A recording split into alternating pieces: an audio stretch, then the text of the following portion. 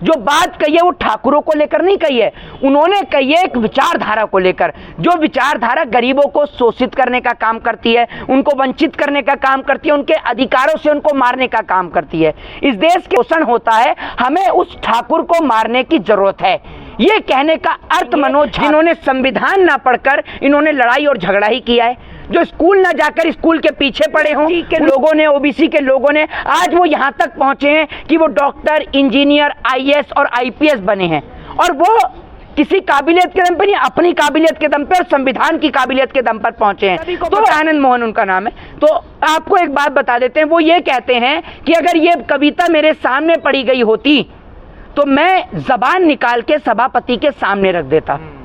आप सोचकर देखिए कि आपका मानसिक संतुलन क्या ठीक नहीं है, या आपने सुनने का काम नहीं किया। सबसे पहले मनोज झा ने ये बात अपने ऊपर रखते हुए ही कहा, और आज वाकई में ही इस देश के प्रत्येक नागरिक को एससी, एसटी, ओबीसी, माइनॉरिटी, ब्राह्मण, शूद्र, वैश्य, क्षत्रिय, इन सबको समाप्त करना होगा, और हमें एक भाई के साथ मिलजुल कर इस देश में रहना होगा।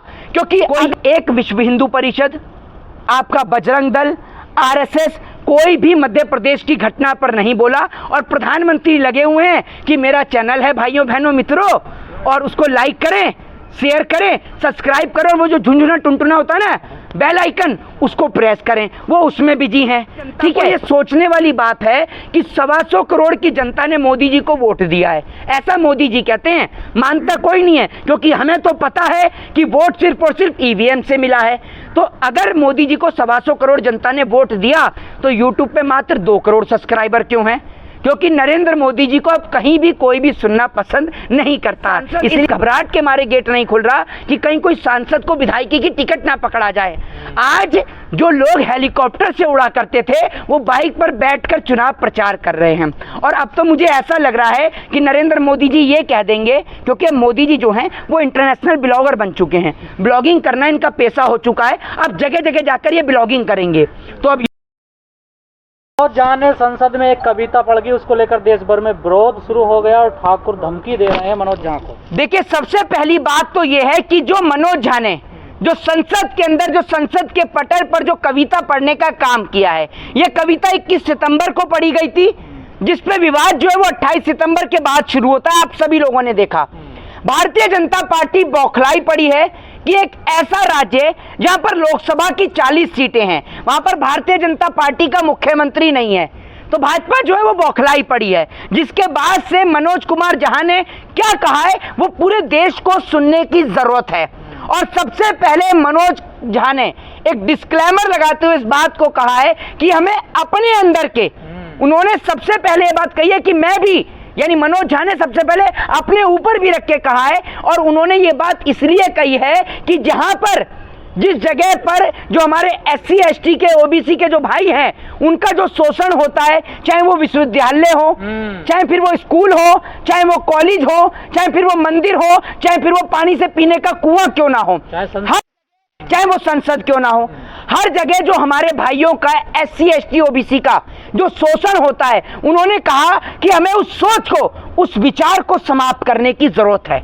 उन्होंने इसीलिए उस कविता को, हाँ, उन्होंने बिल्कुल, उन्होंने ये बात किसी जाति, किसी धर्म, किसी मजहब या ठाकुरों के लिए नहीं कही।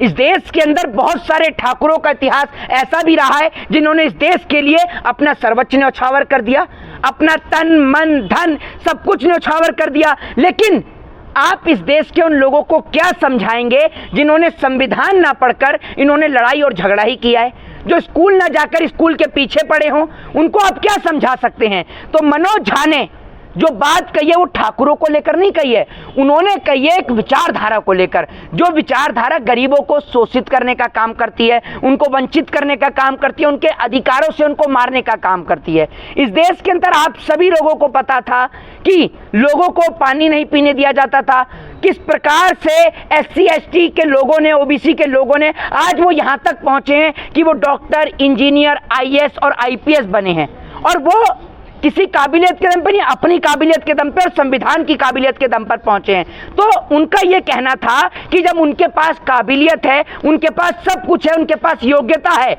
उसके बावजूद भी उनका जो विद्यालयों में, यूनिवर्सिटी में, विश्वविद्यालय में और संसद में और तमाम जगह पे जो उनका शोषण होता है, हमें उस ठाकुर को मारने की जरूरत है। ये कहने का अर्थ मनोज झा का था। लेकिन इस बात को धमकी दे रहे हैं मनोज झा को, मैं आपको बता देता हूं ये कौन लोग हैं। अब आरजेडी की पार्टी से एक क्या कहते हैं विधायक हैं जिनका नाम है चेतन आनंद, उनके पिताजी का नाम है मोहन आनंद, सभी को पता है आनंद मोहन उनका नाम है। तो आपको एक बात बता देते हैं, वो ये कहते हैं कि अगर ये कविता मेरे सामने पढ़ी गई होती तो मैं जबान निकाल के सभापति के सामने रख देता। आप सोचकर देखिए कि आपका मानसिक संतुलन क्या ठीक नहीं है, या आपने सुनने का काम नहीं किया। सबसे पहले मनोज झा ने ये बात अपने ऊपर रखते हुए ही कहा, और आज वाकई में ही इस देश के प्रत्येक नागरिक को एससी, एसटी, ओबीसी, माइनॉरिटी, ब्राह्मण, शूद्र, वैश्य, क्षत्रिय, इन सबको समाप्त करना होगा और हमें एक भाई के साथ मिलजुल कर इस देश में रहना होगा। क्योंकि अगर देश को आगे बढ़ाना है तो हमें इंसानियत और मानवता के रास्ते पर चलना पड़ेगा। तो यही तो कहना चाह रहे हैं मनोज झा, यही बात मनोज झा ने कही, और इसी बात से इस देश के कुछ लोगों को चोट पहुंची है। और ऐसा नहीं है कि सबको पहुंच गई, बहुत सारे राजपूत लोगों ने ट्विटर पर यह भी लिखा है, ट्विटर पर उन्होंने ये भी लिखा है कि आप जाइए और आप जो बिना बात का हंगामा कर रहे हैं ठाकुरों को लेकर, मनोज झा ने ठाकुरों को नहीं कहा, तो उसको नीचे कमेंट में लिखा जाता है कि तू ठाकुर की औलाद ही नहीं है, उसको ये लिख रहे हैं। मतलब अगर कोई ठाकुर समझदारी दिखा रहा है तो इस देश में जो भाजपा के जो गुंडे हैं, भाजपा के गुंडे हैं, ये ठाकुर नहीं है।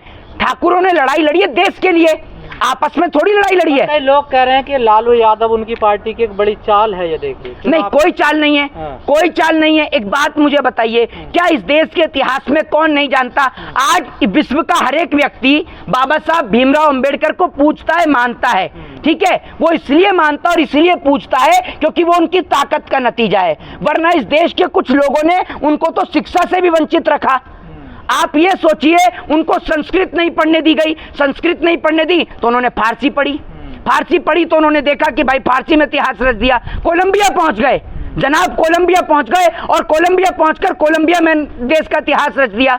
इकोनॉमिक्स से पीएचडी करी, भाई साहब कोई इस देश का छोटा मोटा इतिहास नहीं है। आज इस देश, अरे जो भीमराव अंबेडकर ने इस देश को संविधान देने का काम किया, और संविधान का उद्देश्य यही था कि इस देश के लोग ब्राह्मण, शूद्र, वैश्य और क्षत्रिय को छोड़कर इंसानियत और मानवता के लिए लड़ें, इस देश के लिए लड़ें, इस धरती, इस मिट्टी और इस मुल्क के लिए लड़ें। लेकिन इस देश के कुछ लोग ऐसे हैं, आज बहुत सारे लोग इसमें ऐसे हैं इस देश में, चाहे वो मनोज झा जी जैसे लोग हों, चाहे हम जैसे लोग हों, हम लोग इस देश की इस कुव्यवस्था को समाप्त करना चाहते हैं, जो कुव्यवस्था एक भाई को दूसरे भाई से बांटने का काम करती है, एक ऐसी व्यवस्था जो दूसरे व्यक्ति को छोटा बड़ा या ऊंचा नीचा दर्शाने का काम करती है।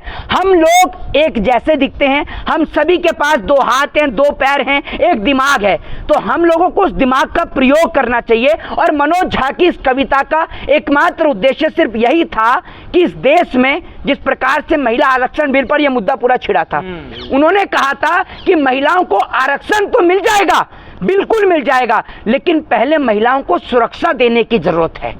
आज जिस प्रकार से एक छोटी सी नन्ही सी बच्ची मध्य प्रदेश के अंदर सड़कों पर घूमती है खून से सने हुए कपड़े पहनकर, आप सोच कर देखिए। एक और आप और हम महिलाओं को आरक्षण देने की बात करते हैं, दूसरी ओर हमारे देश में बेटियां सुरक्षित नहीं हैं। आज हमारे देश की बेटियां, हमारे देश की बहन अपने आप को असहज महसूस करती हैं, अपने आप को कमजोर महसूस करती हैं, और वो ये सोचती हैं कि रात को 10 बजे के बाद मैं घर से निकलूं या ना निकलूं। चलिए, तो रात की बात हो गई। भाजपा का शासन आने के बाद बेटियां दिन में भी अब घर से बाहर नहीं निकल सकती, बेटियां तो बेटियां, छोटी बच्चियां भी घर से बाहर नहीं निकल सकती। और आप देख लीजिए, कोई एक विश्व हिंदू परिषद, आपका बजरंग दल, आरएसएस, कोई भी मध्य प्रदेश की घटना पर नहीं बोला, और प्रधानमंत्री लगे हुए हैं कि मेरा चैनल है भाइयों बहनों मित्रों, और उसको लाइक करें, शेयर करें, सब्सक्राइब करें, और वो जो झुंझुना टुनटुना होता है ना बेल आइकन, उसको प्रेस करें, वो उसमें बिजी हैं। ठीक है, इसके बाद में तो क्या दिक्कत है? आजकल तो इतना खतरा मंडरा रहा है कि किसी सांसद के घर पर जाओ तो सांसद गेट नहीं खोल रहा। तो मैं देख रहा हूँ सांसद गेट काहे नहीं खोल रहा, तो पता ये चलता है कि सांसद इस घबराहट के मारे गेट नहीं खोल रहा कि कहीं कोई सांसद को विधायकी की टिकट ना पकड़ा जाए। आज जो लोग हेलीकॉप्टर से उड़ा करते थे वो बाइक पर बैठकर चुनाव प्रचार कर रहे हैं। और अब तो मुझे ऐसा लग रहा है कि नरेंद्र मोदी जी ये कह देंगे, क्योंकि मोदी जी जो हैं वो इंटरनेशनल ब्लॉगर बन चुके हैं, ब्लॉगिंग करना इनका पेशा हो चुका है, अब जगह जगह जाकर ये ब्लॉगिंग करेंगे। तो अब यूट्यूब चैनल इन्होंने अपना स्टार्ट कर ही दिया है। मुझे लगता है गोदी मीडिया से कोई नाराजगी हो गई होगी, कुछ पैसे को लेकर ऊपर नीचे हो गया होगा, तभी मोदी जी ने कहा अब तो अपना यूट्यूब चैनल खोलूंगा। और सबसे बड़ी बात ये, मोदी जी कहते हैं कि मैंने अपना यूट्यूब चैनल काफी समय पहले खोल लिया था। जब आपने काफी समय पहले अपना यूट्यूब चैनल खोल लिया तो उस पर फॉलोअर मात्र 2 करोड़ हैं। अब देश की जनता को यह सोचने वाली बात है कि 125 करोड़ की जनता ने मोदी जी को वोट दिया है, ऐसा मोदी जी कहते हैं। मानता कोई नहीं है, क्योंकि हमें तो पता है कि वोट सिर्फ और सिर्फ ईवीएम से मिला है। तो अगर मोदी जी को 125 करोड़ जनता ने वोट दिया तो यूट्यूब पे मात्र 2 करोड़ सब्सक्राइबर क्यों हैं? क्योंकि नरेंद्र मोदी जी को अब कहीं भी कोई भी सुनना पसंद नहीं करता। इसलिए मोदी जी ने क्या किया है, अब तो मुझे लगता है टिकट भी इसी बेस पे मिलेगी, जो 150 सब्सक्राइबर लेकर आएगा या 200 सब्सक्राइबर लेकर आएगा उसी की टिकट मोदी जी कंफर्म करेंगे। और अब मुझे लगता है संबित पात्रा टीवी पर बैठने से पहले ये करेगा, नहीं अंजना जी, नहीं अंजना जी, नहीं अंजना जी, 1 मिनट सुन लीजिए, 1 मिनट सुन लीजिए। सबसे पहले डिबेट शुरू बाद में होगी, सबसे पहले मोदी जी का चैनल है, आप इसको लाइक कर लीजिए, शेयर कर लीजिए, सब्सक्राइब कर लीजिए और टुनटुने को यानी बेल आइकन को प्रेस करवा लीजिए, फिर डिबेट को आप प्रारंभ करिए। तो अब मुझे लगता है गौरव भाटिया हो, सुधांशु त्रिवेदी हो, मुझे लगता है मोदी जी सबसे पहले जाएंगे और जो बाइडेन से कहेंगे फोन चलाता है जरा निकाल मेरा चैनल और सब्सक्राइब करने का काम करेंगे। तो ये पहली बार देश के इतिहास में ऐसा कोई प्रधानमंत्री है जिन्होंने अपना यूट्यूब चैनल बनाने का काम किया है। क्योंकि मोदी जी क्या है, अभी इस देश की हालत तो पूरी बिगाड़ी दी है, उजाड़ी दी है, तो वापस से मोदी जी अब अपने स्टेशन पे चाय बेचना शुरू करने वाले हैं। तो वहीं से अपनी वीडियो बनाए करेंगे और वहीं से ब्लॉगिंग किया करेंगे और वहीं से करेंगे भाइयों बहनों मित्रों, ये मैं हूँ, ये मेरा दोस्त बाइडन है और हम अमेरिका में हैं। इस तरीके से मोदी जी वीडियो बनाए करेंगे और यूट्यूब पे वायरल किया करेंगे। तो देख लीजिए आपका प्रधानमंत्री कैसा है और फैसला आप लोगों के हाथ में। दोबारा इसको चुनेंगे या किसी पढ़े लिखे और शिक्षित व्यक्ति को चुनेंगे, ये सोच आपकी है और फैसला आपका है। जय हिंद, जय भारत, वंदे मातरम।